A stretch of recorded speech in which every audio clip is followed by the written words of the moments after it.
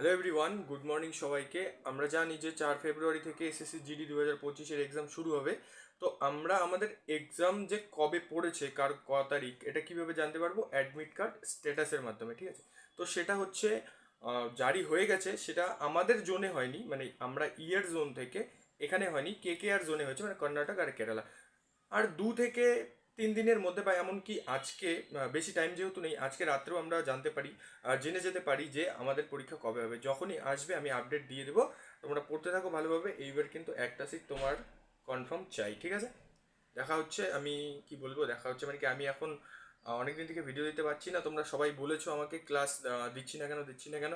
তো আমি একটা কাজে এসেছি, মধ্যপ্রদেশে আছি। আমি বাড়ি যাব, বাড়ি যাওয়ার পর যে কয়দিন থাকবে আমরা বেস্ট প্র্যাকটিস সেট করব, যেগুলো হচ্ছে এক্সপেক্টেড, যেগুলো হচ্ছে আসার মতো, ঠিক আছে? দেখা হচ্ছে ক্লাসে। আর দুদিনের মধ্যে থেকে, মনে করো 2 দিন পর থেকেই ক্লাস চালু হয়ে যাবে, ঠিক আছে? বাই।